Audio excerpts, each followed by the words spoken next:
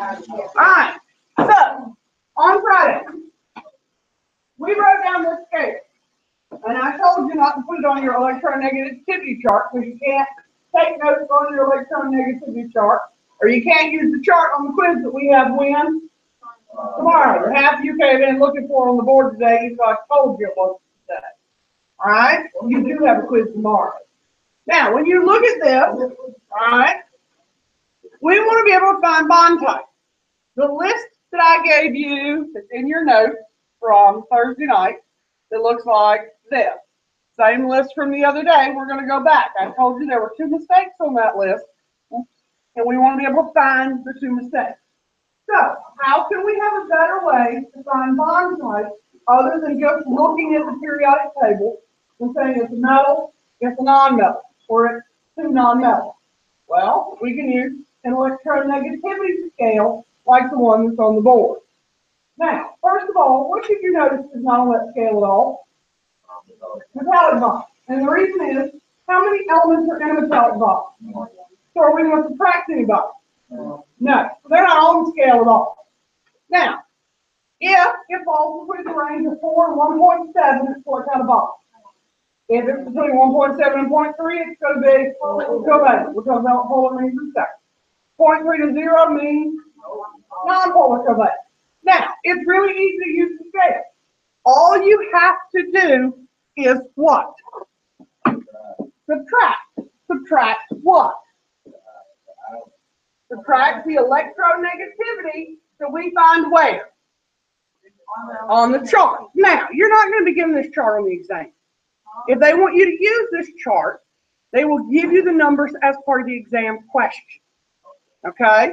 So, if they don't give you the numbers as part of the exam question, you fall back on, is it a metal? Is it a non-metal? Okay? If they give you the numbers, then you use this method. I have absolutely no idea what they'll give you because I haven't seen the exam in probably 7 years. Okay? Maybe longer than that. Okay? So, what do we do with the numbers? We always keep the positive difference. So, 4th period, when we got this far on Friday, didn't like the fact that I didn't say put it in absolute value. Okay? So, if we do something like NAF, and you look up their numbers on the chart, which is 0.9 and 4.0, you're just subtracting them. You could say 4.0 minus 0.9 and get 3.1, or you could say 0.9 minus 4.0 and get 3.1. Now, that really bothered some of my math wizards because they're like, Ms. Wall, that's a negative number. Put an absolute value if it makes you happy. Okay? You just need the positive difference. So, if you get a number of 3.1, where does it go on the scale? Between here and here, right? So you would know that 3.1 tells you it's an ionic bond. Now, we would have predicted that's an ionic bond because that's an easy one. Okay? Now, are they all like that? No. So, what happens if I have one, though, that has a subscript? Like, let's say that I have CO2. Again, a nice, easy one that we can all predict with a periodic table. But this time I put one in that has a subscript. Do I do anything with the subscript? Yes. The answer is no. You are only subtracting the electronegativity. So you look up C's electronegativity on your chart, which is what? 2.5. Subtract O's electronegativity, which is what? 3.5. Put it in the absolute value that makes you happy. And you get what? 1.0. So 1.0 tells us it's where on this scale. It's polar who? Covalent. Remember, polar is not a bond type. So you have to say polar covalent. Without that covalent, it's not one of the 3 bond types. It would be wrong. Correct. Okay? When we wrote down the 3 bond types, what were the 3 bond types? Did polar get listed as one of those? No. So if you don't say covalent and you just tell me polar, I'm going to think we're talking about an exhibit. So what? I read it. The quiz will cruise all the way down through. You pay attention. You don't have to text me like. Quiz will go all the way down to there. Yeah, but what's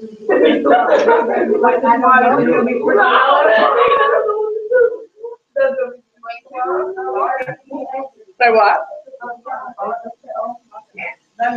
We're at the start of the dose. The start of the dose, or we're the opening. Did you do what was in the opening? We did that at the beginning of the year. How do you tell if something's dying? Yeah. If it's a metal and a non-metal, it's what kind of bond? What kind of bond is it? Don't just say, oh, yeah. If it's a metal and a non-metal, it's what? Okay, somebody help her out. That's why I asked, because I knew we didn't know. A metal and non-metal is what? Somebody tell me. Ion. It's an ionic bond. So if you have something in the blue, or something over here on the right, it's an ionic bond. If you have something that's over here on the right, it's a non-metal and a non-metal, it's what kind of bond? Yes. If you have something that's just here in the metal, it's what kind of bond? Very good. Okay? You're caught up on what we did Thursday. Yeah. For the most part, I would tell you to count if it's on the left of the staircase is a metal and the right of the staircase is a non-metal, but most of the metalloids are going to fall in the non-metal category. Okay? When you use this method, you're going to get covalent. It's probably going to be covalent when you subtract. Okay? All right, so what does it mean to be polar covalent? Because it certainly does not refer to any kind of polar or polar. All right? Polar covalent. Covalent means shared electrons, right? The polar and nonpolar refer to how the electrons are shaped. Polar covalent is a bond where the electrons are not shared equally. Polar covalent is a bond where the electrons are not shared equally. Can I say that enough? Not shared equally. So, if you remember my example from the other day, when we talked about electron negativity, and we used the tug-of-war example, okay? These two electrons between the H and the Cl or the rope. The H and the Cl pull equally on the tug-of-war rope. Okay? Picture Emma and Ethan in a tug-of-war. Everybody got the visual? Okay? Emma's this little hydrogen over here. Ethan's the chlorine. Okay? Now, after we get done laughing about it, looking at Ethan's size, looking at Emma's size, who would we want on our tug-of-war team? Yeah, because y'all want to lose. Okay? That's exactly right. Put it this way. If we're all looking around the room and everything's equal, we ain't picking Emma to be on the team for tug-of-war. We're going for candidates like Miss Wall. Emma's sitting on the sideline. Okay? Okay? That's just the reality of tug-of-war. Now, if we had the track team and we needed lightweight, small people to run, Emma would be first choice. Miss Wall would be dead last. That's just the reality of team sports. Okay? So, when we talk about who's controlling the electrons, H or Cl, who's got more electrons in their outer shell? Cl has 7. Hydrogen has 1. So if chlorine has 7 and hydrogen has only 1, who's pulling harder on those electrons? The 7. The chlorine's pulling them over there. Are those electrons going to be shared equally? No. That's a polar covalent bond. They are not shared equally. In a tug-of-war, hydrogen is getting its butt drug all over the field. Okay? A little bit like Emma would be at the tug-of-war. Now, if we had a non-polar covalent bond, all right, this would be a bond where the electrons are shared equally. Right? They are going to be shared equally. So, in a non-polar covalent bond, you're going to have elements that are very, very closely matched, or more likely, they're going to be what? The same. Right? So, if I have a chlorine that has 7 electrons, and the same chlorine that has 7 electrons, are either of them stronger than the other? No. Okay? So they're each pulling with equal force, pulling both directions. So something that might be similar would be like a chlorine and a bromine. Now, they both have 7 electrons, but there is a slight difference. Okay? One is going to be stronger than the other. They're in the same group. Okay? Questions about what the difference between polar and nonpolar means. But you still have to tell me covalent. Now, if you want to abbreviate, because we all get tired of writing big long names out, you can write PC and NPC so that we can help Ethan out with his not having to write out long names. So that helps so that you can shorten it, but yet still have the bond name in there. Okay. All right, everybody got it? Oh, we'll fix that.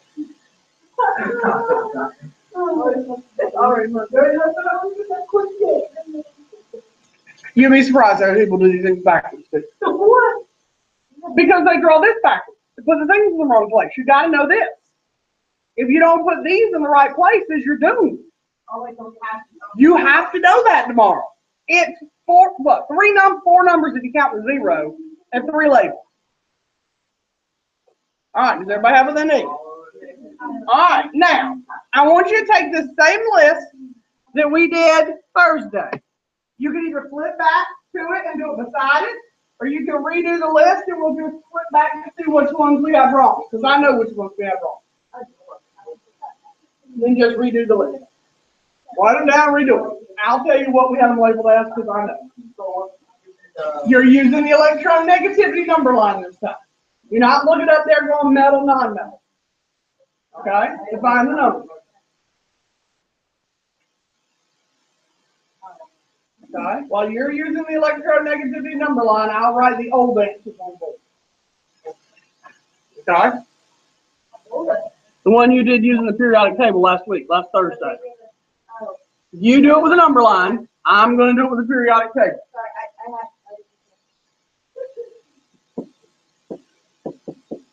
And I'm not doing polar or non-polar covalent either, because we didn't know that at that point. Y'all do polar and non-polar also.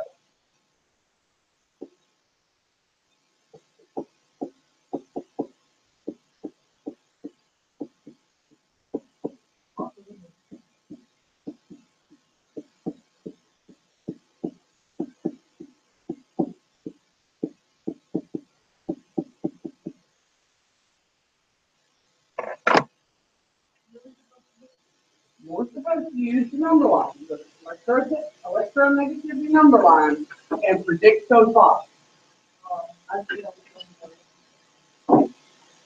That's fine. No. Oh, okay. You understand what I said?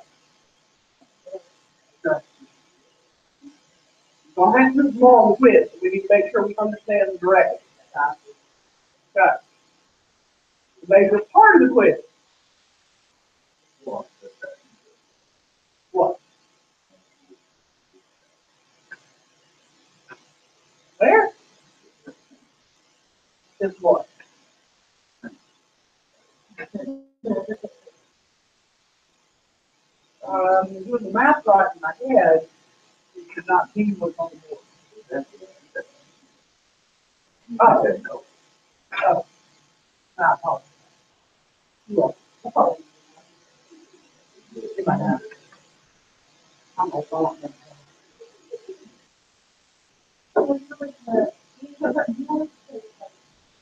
yeah, I do. Yeah, the polar, non-polar, now we know. Really? Pardon the interruptions, teachers. There was a late bus this morning, but it's just now arriving, 3:25. Please do not mark and tardy. They will be to your class momentarily. Thank you. I would like to be on that one. Everyone. Mario, it's a normal day, for something like that, it's wrong.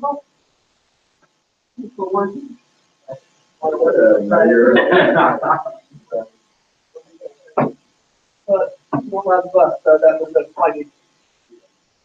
You got a bus?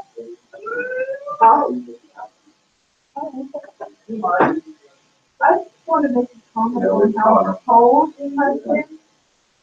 I don't like cold. Well, I'll tell a lot of stuff. So I went to a football game Friday, and I didn't. You mean you walk some stuff? I know. Did you go to the mountains to the Irish or a Dibble? Oh no. Okay. And I was sitting there, and I had like no socks on. My pants are like rolled up to like right here. Okay. You just can't fit. See, I didn't realize how cold it was when we saw sitting. What kind of phone do you have? Just that. You realize it has the weather map, right? You don't even have to download the weather map. Once it comes on the phone, here's the weather channel. It gives you a forecast.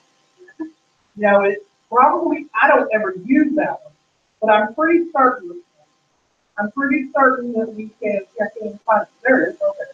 I get a Zoom image stop button. And if we can click on it, it'll probably tell us a lot. Now, 9 a.m., 10 a.m., 11 a.m., right over nighttime. You can just scroll across. You can see what the temperature's going to be, you know what I mean? I was just taking like some LinkedIn or something. So, I didn't like, I walked outside, I was like, oh, it's a little bit chilly. Are you thinking about the game Friday night? On this, they won Friday night. You think that will come in Friday night? Maybe. Okay. Now, Charlotte's a weather app is on her phone, so she can check out the forecast for that night. She froze the North End Friday night because she didn't know that the weather was cold. Yeah, I know. Weather app on your iPhone. Give the forecast. You can check that out. Okay, I got it. You got it? Just scroll across there. Wait, and then you that. I looked outside, I was like, it's a little bit chilly. But it didn't feel like that when you're in the It's really chilly, guys. It was like 30 degrees below. You know what my why would people have parties, like blown out party and cold? Oh my God, it's the stupidest thing ever. Why would you wear a dress in the cold? Why would you wear a mini dress in the cold? Why would you wear a spaghetti strap in the cold? Oh my God, I'm so mad. But how am I going to wear a dress? They just going from like one building to another building. It's like it's all over. Okay, you don't want to know. Yeah, okay. All right, so we look at what we came up with, because I can't fix that problem yet. Yeah. I'm getting ready to talk about this. What's wrong?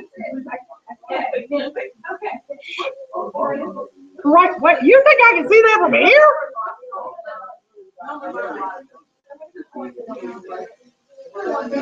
You know how you get so cold, like your fingers are really low? I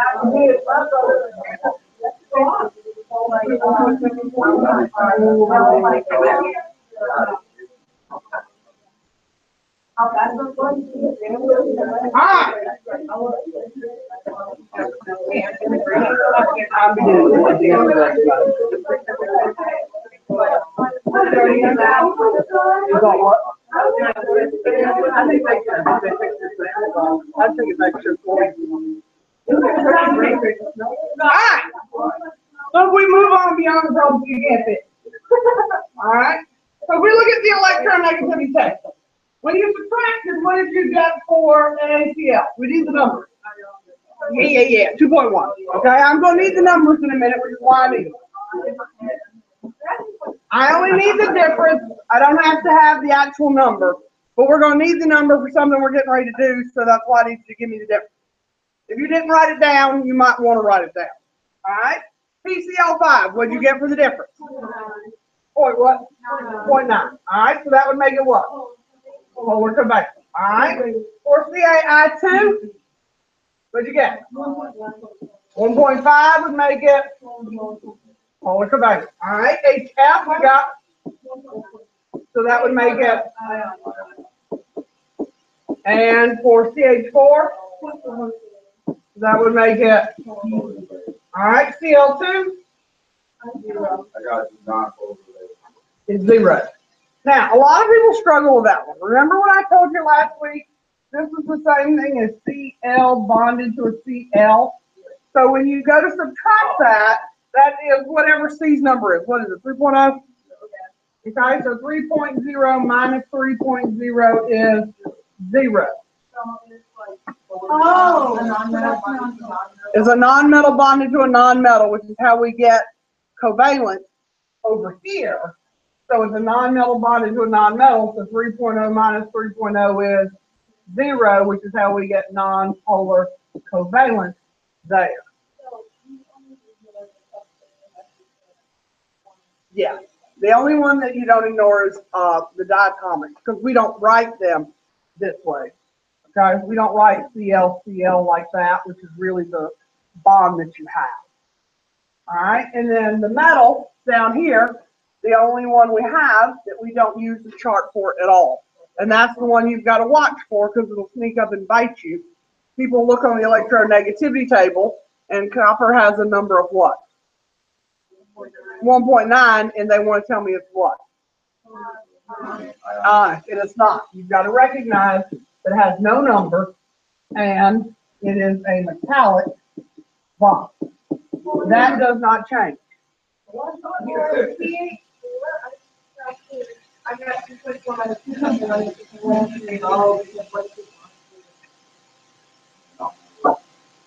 You got 0.3? I got 4. What did y'all get when you subtracted CH4?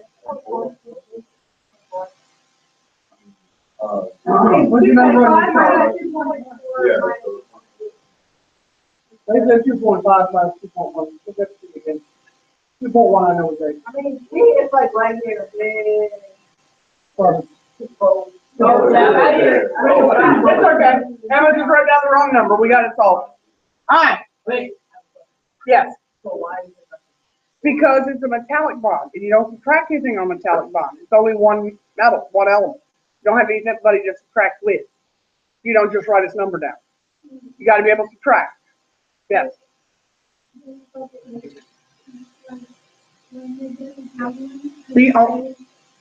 The only one you're never going to use is a metallic bond.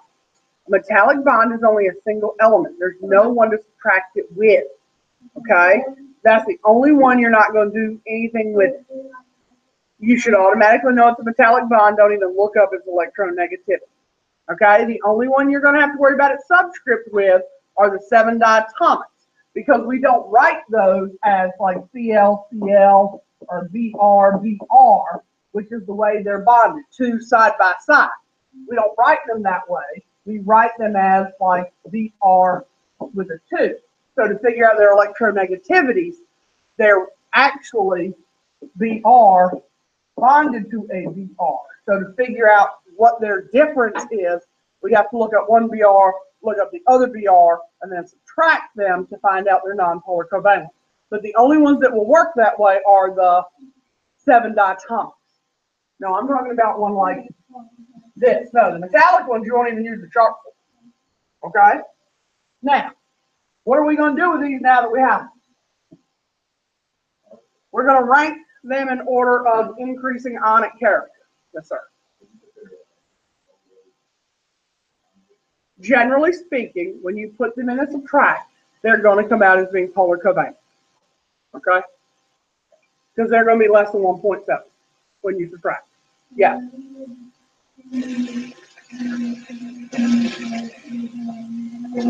Generally, when you subtract, they're going to turn out to be polar covalent. they're going to work out as being non-metal. Generally. You might find a stray exception with fluorine, because fluorine has a number of 4.0, so when you subtract, that number is big enough that you might get something to fall in ionic, but unless it's fluorine, they are generally going to be polar covalent. Okay?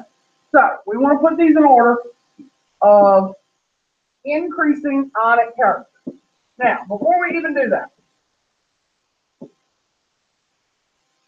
which direction on that scale would I have to go towards increasing ionic character? Is it 0 or to the 4? Because some people struggle with right and left.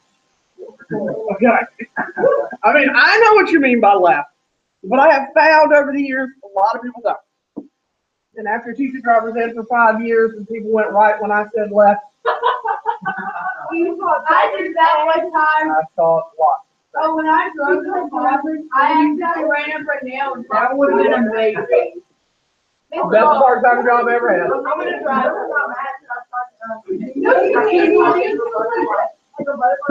I think with that great. I feel like the power was going to be so much more interesting. Right.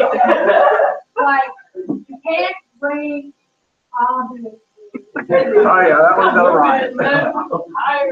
All right, so. I was just like, he was like looking over and So if we go this way, what's going to happen that way? I wrote increasing, so increase on covalent. there you go. All right, if we go towards 0, we have increasing covalent character. Okay, because 0 is 0, you are your most covalent, and at 4, you are your most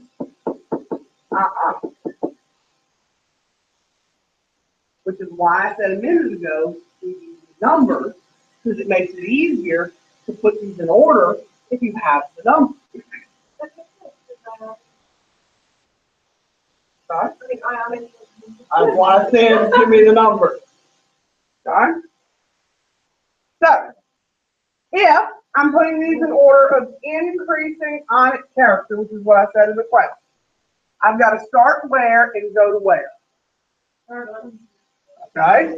So, we're going to start at 0, and we're going to go to 4.0. Now, who gets left out altogether because they're not on the scale? So, metallic. Okay? So, we're going to leave out metallic. Okay? Because they're not on the scale. We're just leaving him out altogether. Ostracizing him from the group. So sorry, so sad. The way it works. So, who is the lowest number we have on the group? No, 0, 0. All right, so 0 would be Cl2. So Cl2 starts our pairing. Okay? Everybody okay with Cl2 being first? Because he's 0.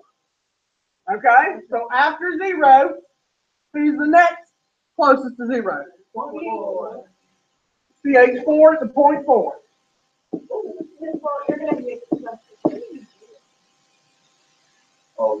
Okay, so the question said rank the previous bonds in order of increasing ionic character, right? So you said go from where to where to put them in ionic character.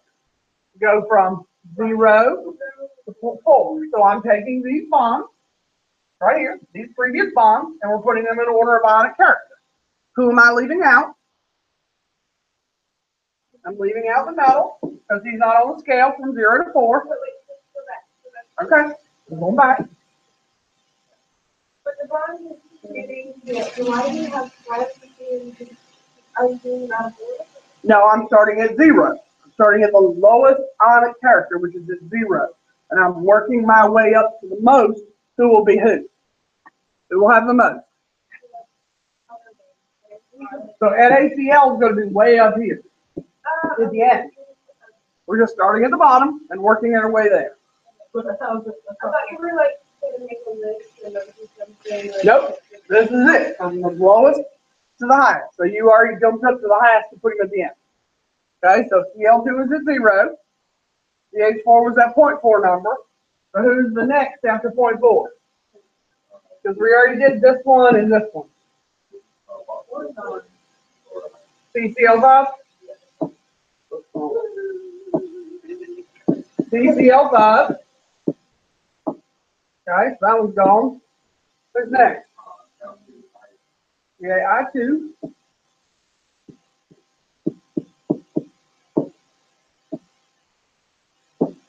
All right. Hydrogen for binary. Are you gonna have to do this one quick tomorrow? Yes. And then who's left? Sodium chloride. All we do is put them in numerical order. It's supposed to get harder. Like, it's supposed to be like 5 times harder. I don't think this is hard. But when I grade these quizzes, every year. Terrible. So do better this time. Basically, only we just got the fourth. And polar and non-polar. And they memorize the chart, and if you memorize the chart, and the their ions and polar and non-polar, it's just common. I think. But every year people prove me wrong. So I don't understand why it's hard. Everybody says it's wrong, but you teach it. So I don't know. The tests are going to take a month. Yes. You said that, like, for that early on. It's typically one of the lowest scoring tests of the semester, yes. But, like, and I know that we have the only thing to work on all those, like, Yes. like, is it gonna get The biggest issue is we're going to draw Lewis structures towards the end of class and tomorrow. The biggest issue for a lot of you will be memorizing the geometry. Those of you who study, which so far this class in 4th period have done a great job with studying and learning the piece. So, barring Ethan and a couple other people, okay, have done a great job studying and learning the parts. Assuming that continues, I don't have great doubts that y'all will outscore most of my previous classes. However, some classes don't really study and do their part. So far, this group at 4th period have far exceeded my expectations from previous classes. I'm not really looking forward to losing y'all because next semester may be terrible compared to what I have. In the spring, I had a class of 20 chemistry students, and at the midway point, I did 10 or 11 Saturday school contracts. Not for days, for F's. Oh. It was awful. Yeah, they just didn't do homework. They didn't try. It was awful. They scraped by with like 62s at the end of the semester because of the exam. It was awful. And I didn't do anything different then than I'm doing now, except they just didn't. They came in there like, I don't know any of the geometry. So on the quiz we'll take, when we Lewis structures, geometries, and polarities, the same quiz y'all will take, they left the whole column for geometries either blank or they tried to make up some names because they didn't study any of them. Okay? Some groups do it better. Some groups do it worse. So far, you guys have done a marvelous job learning the content, so your scores will be higher than what they normally are. They may be slightly lower than what you're used to, but still higher than what they are normally.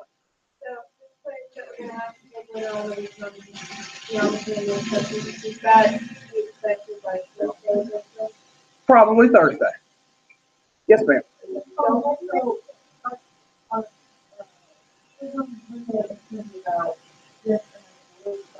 Monday. Oh, test Monday. Yes, test Monday. All the periodic table stuff we did last week, with all the trends. All the stuff with bonding. Yeah. Yeah. It's just on bonding.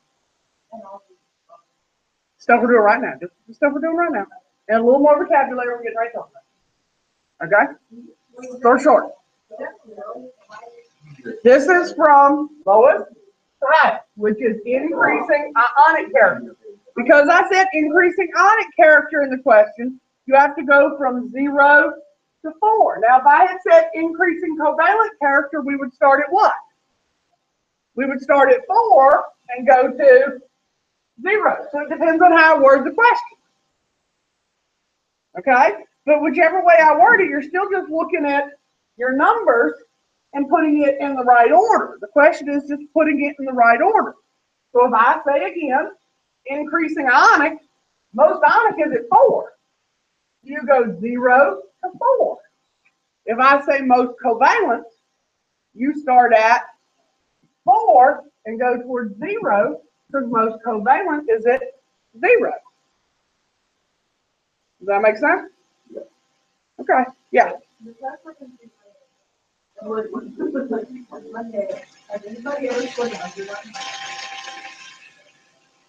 That would be so far back in my files that it would be hard to reset and access that information. Okay. Not saying it didn't happen. It's just pretty far back in the files. Huh? Where there were some high scores, certainly. I've had some high 90s. It's just a lot of detail. I mean, there are 80 questions on this test.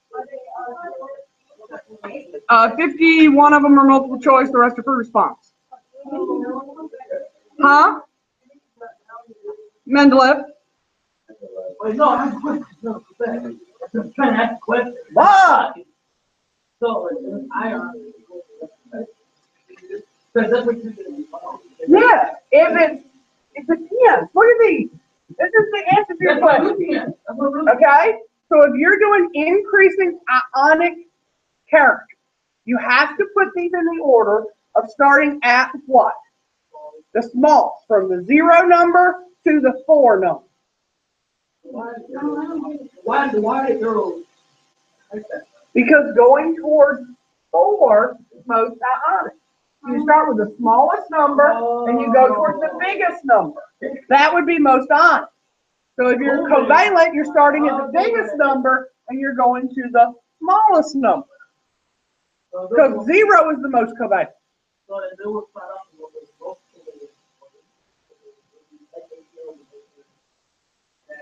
Yes. So if we go back to our opening question, okay? You did these in your opening, right? Let's say that I tell you to take your same opening, determine the bond type using electronegativity. I don't know if any of them are different, and rank in order of increasing covalent character.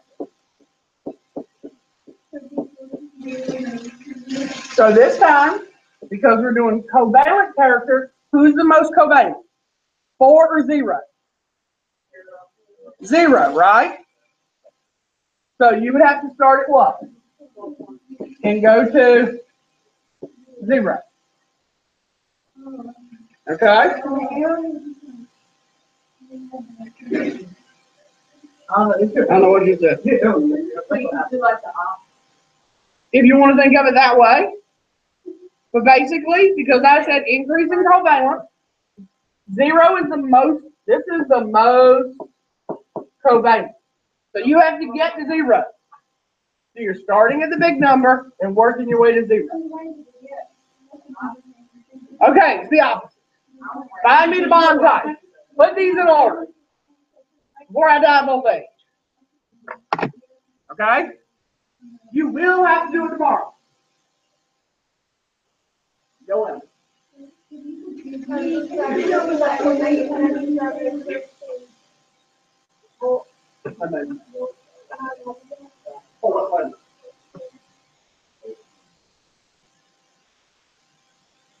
I got it.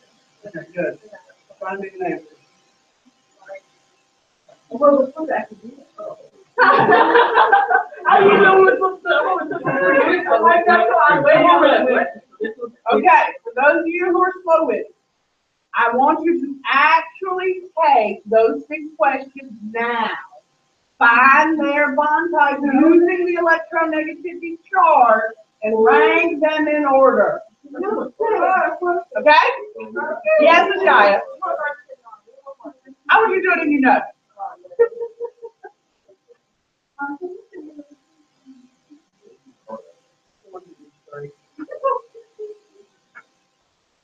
Oh,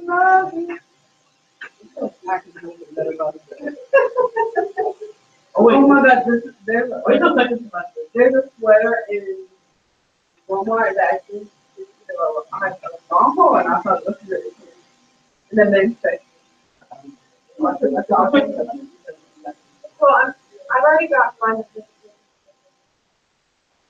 I don't usually do it.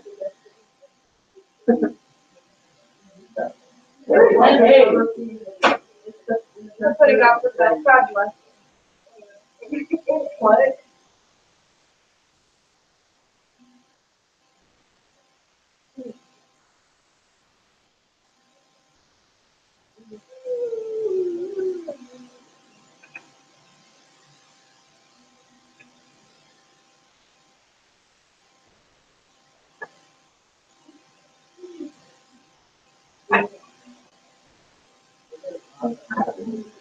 Huh?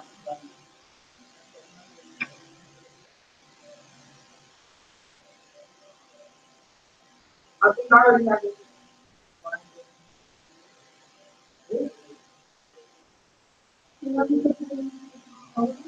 Oh,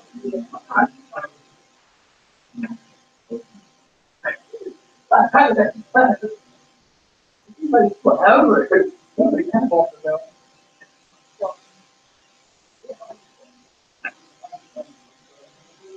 The 5 minutes is the.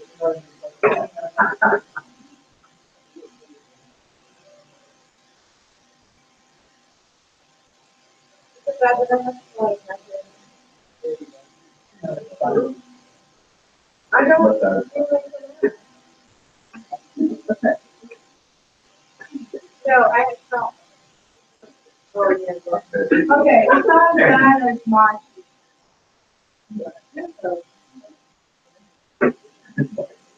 But it's still cute.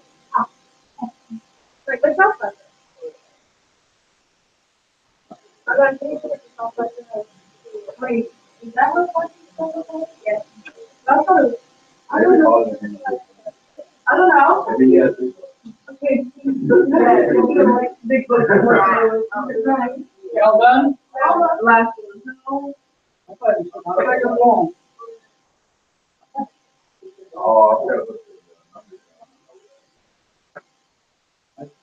It's the last part, you right, somewhere.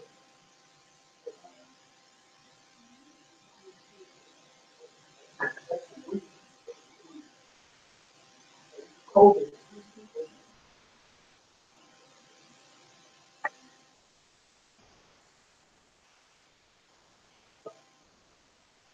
What's that?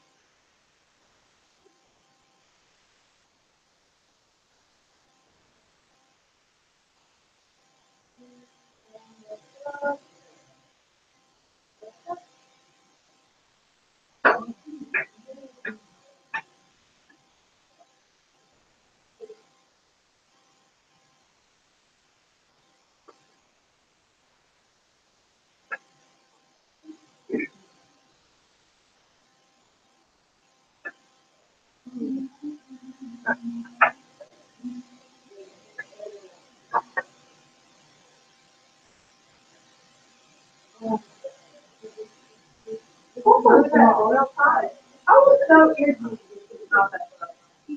All right, how many people are still working? Oh my gosh. All right. So for NABR, what difference did you come up with? What was the difference on NABR? 1.9. 1.9, ASI 5, and HBR. FE doesn't matter because it's a metallic bond. And then N2 was, and SO2 is 1. So we have ionic, all right, polar covalent, non-polar covalent, and polar covalent for our bond types, right? Nobody has any issues with getting the numbers or telling the bond type, correct? Now, notice I drew a line through iron. I didn't even look it up. I don't need to look it up because Fe is what type of bond? Metallic. So I'm not going to put the number in there and throw everything off by having a number to confuse me on my chart. Okay? So, when I go to fill in, who is the highest or biggest? Oh, and NABR. And then next. And then next.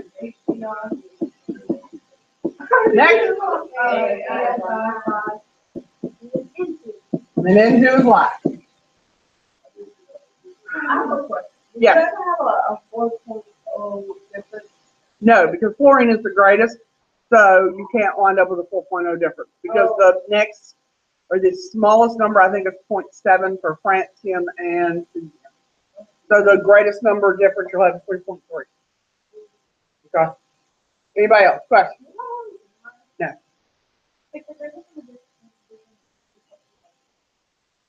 Probably because that's fluorine number and they just set the scale at 4.0. Okay.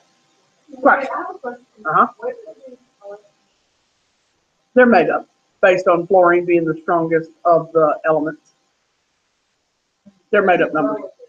Huh? They're not exactly. They're just made up. Relative based on fluorine. Okay. All right. All right. So for the next several days, we're going to talk about molecules. And molecules only. Because we are only going to talk about, let me check. For the next several days, we are only going to talk about covalent bonding. Okay, that's today. Whoops, that's tomorrow. And probably the first part of Wednesday. On Wednesday, we'll flip to ionic and metallic. And I hope to have all the new stuff done on Wednesday and Thursday so that Friday is strictly review. But there is a chance we might have to do just a smidgen at the early part of Friday. But Friday will mostly be review. And then we'll test on Monday. Now, covalent bonding. The biggest thing I want you to remember is every time we use the word covalent bonding, you need to think shared electrons. Because everything we're going to refer to and that we're going to do under covalent bonding is about shared electrons. So these Lewis structures we're going to talk about very shortly, we can only do for covalent bonding. So when I switch to ionic bonding, are we going to draw any Lewis structures? No. When we talk about geometry under covalent bonding and these shared electrons, can I talk about geometries when we do ionic bonding? No. Can we do polarities when we talk about ionic and metallic bonding if we learn to do them with shared electrons? No. Okay, these things we're learning with covalent bonding can only be done with this. Everybody with me on that? Okay. So, molecules. Make sure I have what I want to do correctly. Molecules. Couple vocabulary words. We've been throwing this word around since the very first week of school. Some of y'all have absolutely no idea what this is. Okay? This is 2 or more atoms covalently bonded.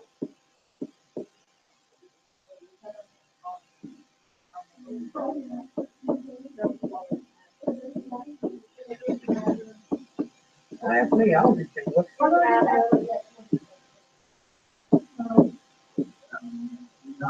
I'll tell Miss Hudgens. Tomorrow at our meeting, I will tell Miss Hudgens that she'll be very impressed. Okay? I'll tell Miss Hudgens. She'll be very impressed that y'all had that discussion and that you knew what you were talking about.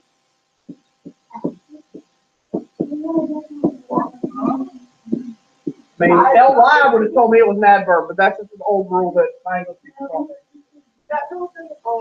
I know it doesn't always work, but that would be the only one I can fall back on. Because, you know, I'm 30 plus years out of English class. That's LY. Anything with an LY, it can be an adverb. Yeah. It is. Even I do that.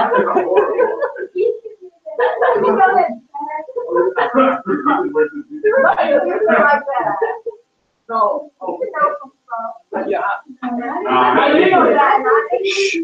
Argue it in English class. Move on. Okay. Molecules can be 2 or more. Diatomic is special because it can only be two. Now, these are lovely definitions, but you guys tomorrow on the quiz will have to be able to pick out which things are molecules and which things are diatomic molecules out of a list. Wait. This is the vocabulary on the agenda. And we're going to add to it. If you have a molecule that has two, okay, if something has two atoms, it's diatomic.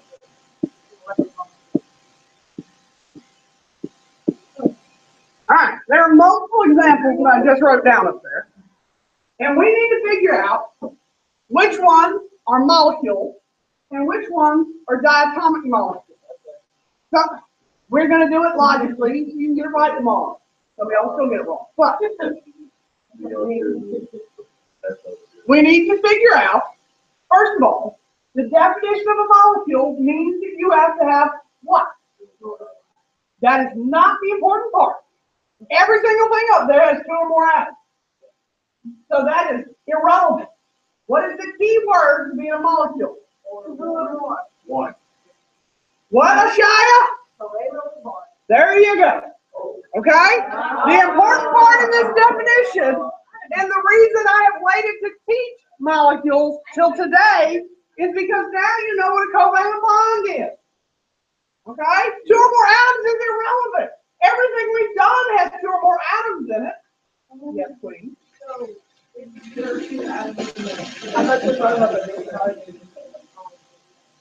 We're going to get to diatomic. Hold on. I'm only asking you which was a molecule. Okay? So everything that I put up there is an example. Are they all molecules? No, because they're not all what? They're not all covalently bonded. So who is not a molecule? Who needs to go from the list? KCl needs to go. This is ionic. As soon as you can eliminate, oh, that's ionic as well. That's not a what? It's not a molecule. That's a metal and a non-metal. As soon as you can say it's a metal and a non-metal and it's an ionic bond, it's not a molecule. Molecules have covalent bonds. That has an ionic bond. It's not a molecule. Anybody else up here fall into that pattern?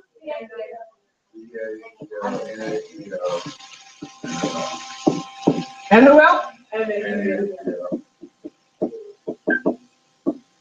All right, all three of those are ionic. They're not molecules. They're gone. Now, the remaining things you have left are molecules. Okay?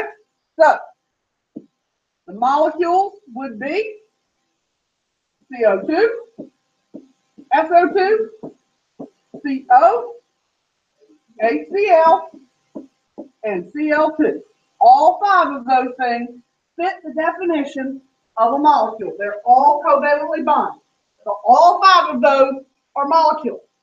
Now, to be diatomic, they can only have what? Two atoms. So now taking the five that you have eliminated to make molecules, which of the five are now diatomic? Meaning they only have two. So, is this two? No. How many does it have? Three. That's three. One plus two is, that is not diatomic. 1 plus 2 is, diatomic means how many? 2. That's why it's not diatomic. 1 plus 2 is 3. 1 plus 1 is how many? Then CO is diatomic. 1 plus 1 is, so HCl is diatomic. And of course, everybody should have recognized Cl2 as one of the 7 diatomics. So those 3 would be diatomic molecules. Question. You should.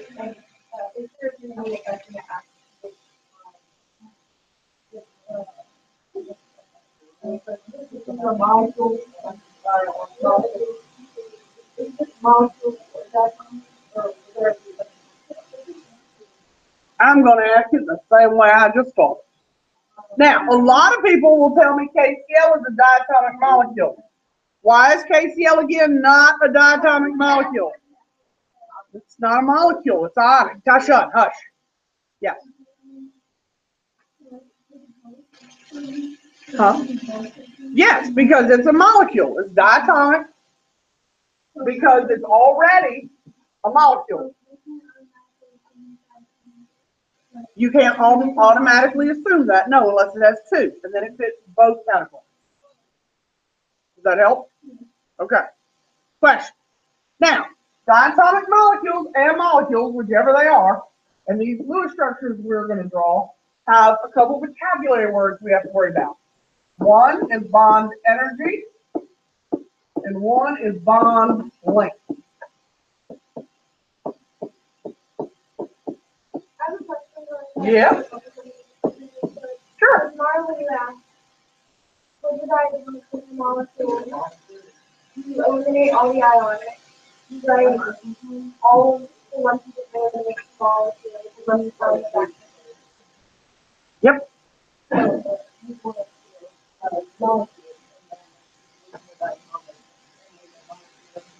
Now remember, am I going to put everything we've taught today on the quiz? No, I can't stick to 10 questions if I do that. So if I say, which of the following are molecules, who do you eliminate?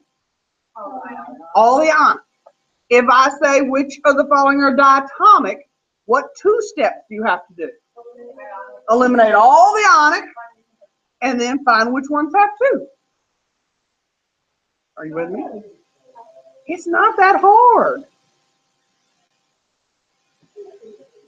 Now, we're going to probably finish today with largely vocabulary. All right, bond energy. Okay, bond energy is the energy needed to break a bond. And we're going to talk about which bonds are stronger momentarily. Okay?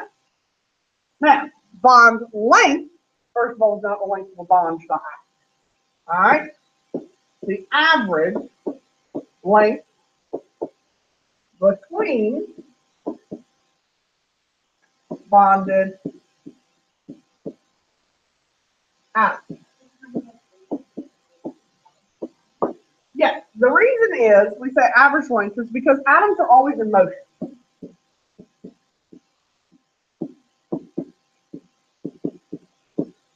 So, if atoms are always moving and never holding still, can you measure the distance between the two nuclei? No, you have to measure them at intervals and then do what with the distance. If they're constantly moving, we measure them at various intervals, and then we take all the measurements and then we add them all together and divide by the number of measurements that you have. Okay? Now, if atoms are always moving, what kind of motion do these atoms have?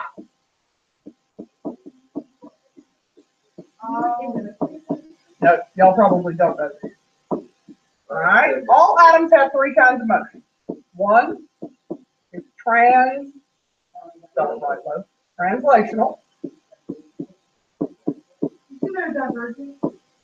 Nope. Some of y'all might have the ability to rotate.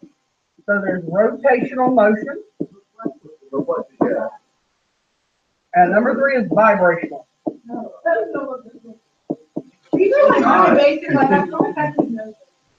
All right. So when you get up and leave to go to second period, you guys will translate. We all translate. Okay? All atoms in the the liquid and the gas form translate. All atoms in the liquid and the gas form rotate. All atoms rotate in all the liquid and gas. Solids can only rotate because they're in fixed position. So they can't rotate or translate. Vibrational means you literally just vibrate in place. Aren't we solids? Yes. Parts of us, not all of us. I mean, there are parts of us that are, there are parts of us that are not. I'm thinking bones and things, yes. Okay, I mean,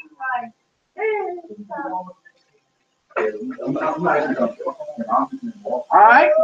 So, I show them liver base. Now. wait. I want to hear gases. All right. liquids and gases can translate. So, we're solids, so we can.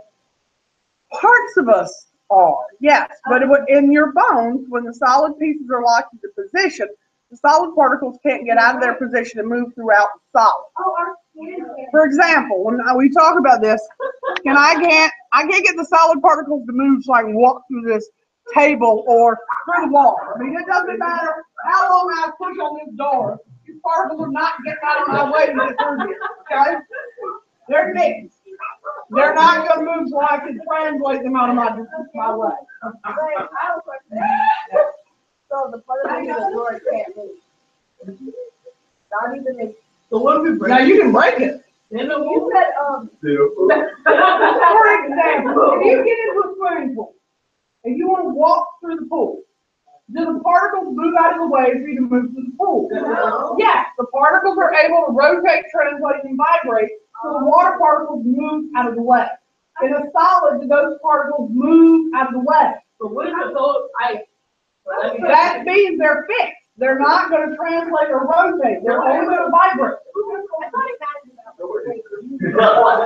about. Where what?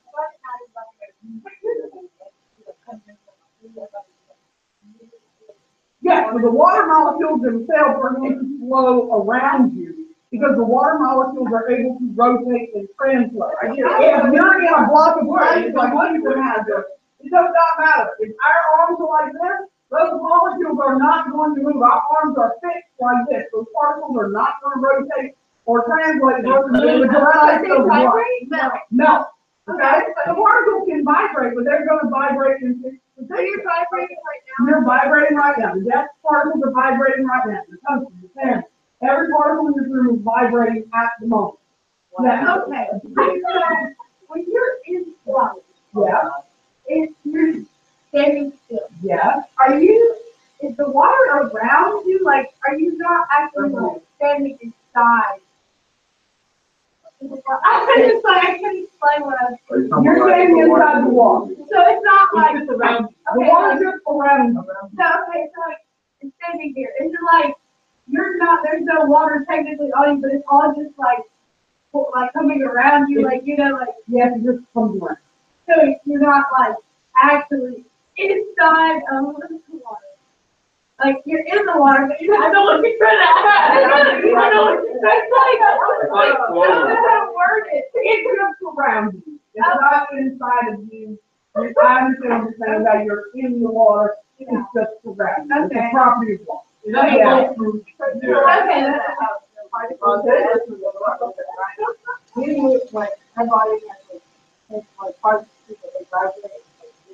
Yes, but they still vibrate. All particles vibrate until we.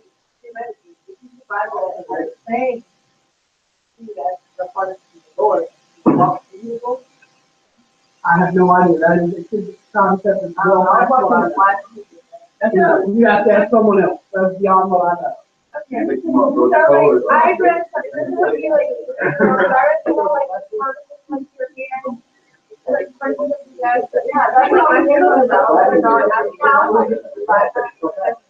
I don't know. That's a good concept as well. That's what I know.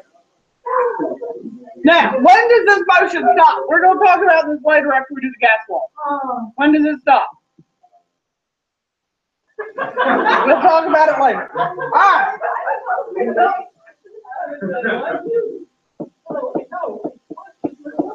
We'll talk about it. Some of y'all have known. I know. Yeah, I'm Paul. Some of y'all have known. All I did was put them on phone. Well, I'm glad. Y'all must be world's most renowned phone users on the planet. The Matrix is, Yeah. y'all had 180 days to learn how to use everything on the phone. Now, the three types of covalent bonds y'all are going to learn to draw are called single bond, double bond, and triple bond. I know they skip through those.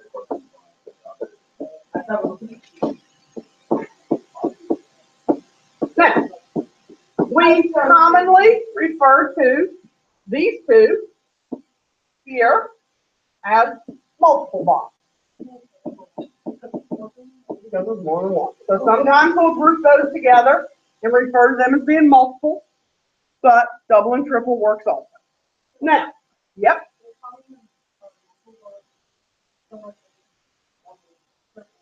It would be nothing, but sometimes we'll refer to them together. So if we say multiple bonds, we're referring to both double and triple together. I don't usually do that, but some places will refer to them together. So if they say that, they're referring to both. All right, a single bond would be one pair of shared electrons. Now, a pair of shared electrons is like a pair of shoes. So how many is that? 2 electrons. Okay? So anytime you have a bond, it has to be in multiples of 2. We don't share 1 electron, we share 2 electrons.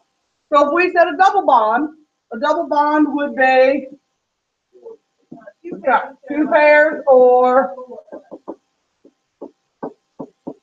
and I just shortened that instead of writing the whole definition, and a triple bond would be 3 pairs or 6 electrons. But the key word in all of these is it has to be what? Shared. The electrons must be shared in the bond.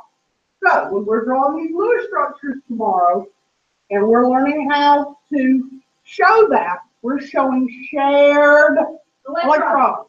Okay? I can't stress that enough. So that when we go to ionic bonding, are we going to draw any Lewis structures? No, because they're showing shared. Now, since we just talked about bond length and bond strength or bond energy, which one of these do you think would be the, what I put it there first?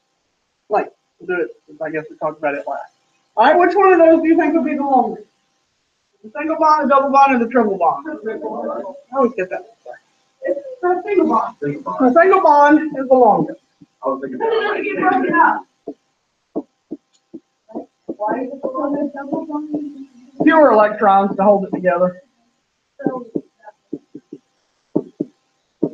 Oh. All right, so the triple bond is going to be the shortest. All right? Less electrons to pull it together. Less protons. Now, if the single bond is the shortest, triple bond is the shortest, and the single bond is the longest, who do you think, then when we talk about bond energy, all right, bond energy is the energy needed to break it, right? We can talk about strength. More energy means you're a stronger bond. I just assume people know that. Maybe I shouldn't assume that. Okay, so if I go back over here to bond energy, more energy equals a stronger bond. I just assume people know that. I probably shouldn't do that. Okay? If you need more energy, it means you're a stronger bond. It's harder to break. Okay? So, that's for any kind of bond. That's not just covalent. That's any kind of chemical bond. Ionic, metallic, covalent. That's true for anything. So that's like, okay, you see, that's like, it doesn't take as much force or like energy to break the string rather than to break the link. Exactly. Exactly. So, who would then be the easiest to break? A single, a double, or a triple? All right, think about a pencil. The longest or the shortest? Who's the easiest to break? A long pencil or a short one? The longer it is, the easier it is to break. So, I don't want to snap one of my pencils. No, I thought you said hard. Okay? The shorter it is, the harder it is to break. Okay? So, the weakest bond is the single bond. So, the shorter it is, the harder it is to break, right? So this means the triple bond is the strongest of the 3. Because it's the shortest, it's the strongest. If you've never tried it, go home this afternoon and pick a stick up. All right, get a long one and snap it in half. And then get a little twiggy one, a little short one, and try to break it, and keep breaking it till it gets shorter and shorter. And the shorter it gets, the harder it is to break. So the shortest of your bonds are always the strongest because they're the hardest to break. Okay? Pretty much. Yes. Very much the same way. Okay. Any questions about the vocabulary? You can only vote two papers. Now, I was just gonna say, the quiz ends there. So if I ask you tomorrow, what type of bond is the strongest, you should be able to tell me what. If I say who's the longest, you should say. If I ask you what's bond energy, you should be able to tell me what. Now, I'm not gonna ask you every definition we did today, but I might ask you one or two. I am gonna ask you bond type. I am gonna ask you to rank them. I am gonna ask you something about this. Those are givens. You're going to see those things. Okay? I might ask you the difference between polar and nonpolar.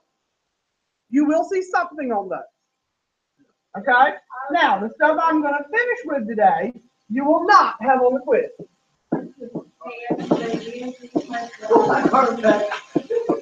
What did you say, Shia? No. An honors chemistry class is a junior. I'm not writing down what's on the quiz. I was not putting my notes on you. Go back and watch the video. I just said it all. This is the very end, the last 7 or 8 minutes. Now, Lewis structure. First of all, these are covalent only. These are like dot diagrams on steroids. Okay? We're going to draw dots again. We're going to do them for covalent compounds. Those of you who like dot diagrams, you're probably going to like Lewis structure. Okay? You didn't like them the first time? No, I didn't get it. Oh. Now, these are pictures of compounds to show the bond between each atom. Alright? They're going to show the bonds between each atom. Some of them will be single bonds. Some of them might be double bonds. Some of them occasionally might be a triple bond. Now, we only have one rule that we have to remember. All atoms want what? 8 electrons. So, they will lose, gain, or share electrons to achieve an octet.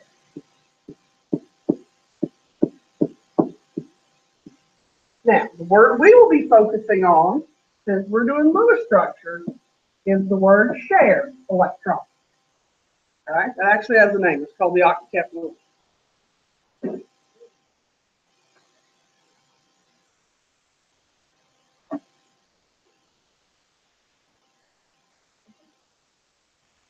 So what? I have no idea. What's your breakfast? Are you talking?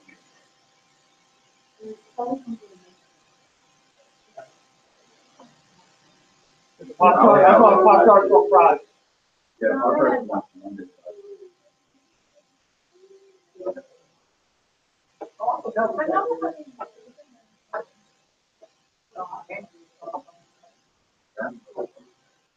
All right, we're caught up? We good, Randy? Nope. No, we're on Friday. Yeah, I have an index card. I get it. And keep it. Was